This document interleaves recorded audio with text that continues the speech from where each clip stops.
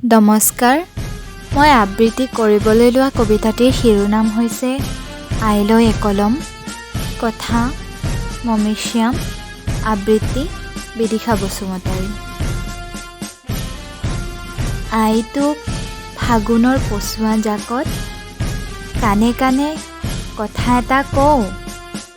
আই, আজি এটা অভাৱবোধে খুন্দা মাৰি ধৰিছে, তথাপি কৌতুক।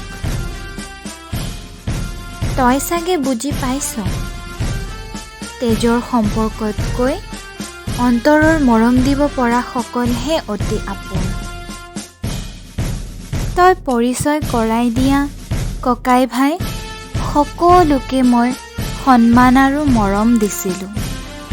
জনা নজনাকৈয়ে মোৰ ঘৰত এই দুই হাতেৰে বছৰচেৰে ভাত এমুঠি দিছিলোঁ। কিন্তু আই, মোৰ এই মৰম সকলোৱে পাহৰিল। বহুতে দুখৰ কথা কৈ মোৰ পৰা বহুতো সুবিধা সৰকালে। এতিয়া আই, মই সকলোকে চিনি পালোঁ। আমি এনেকৈ থাকিব লাগিব। ভগৱানেই আমাৰ সাৰথি হ'ব। তোৰ ওচৰলৈ মৰম দিব অহা আপোনক মোৰ দৰে মৰম দিবি। সিহঁত বহুত ভাল আই। মই দূৰত আছোঁ, সিহঁতে আজি তোৰ কাষৰত।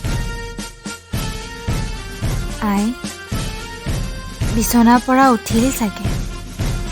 চাহ পানী খাই প্ৰেছাৰ ঔষধ খাই ল। ময়ো মোৰ ঘৰুৱা কামবোৰ কৰোঁ। ইতি তোৰ মাজনী।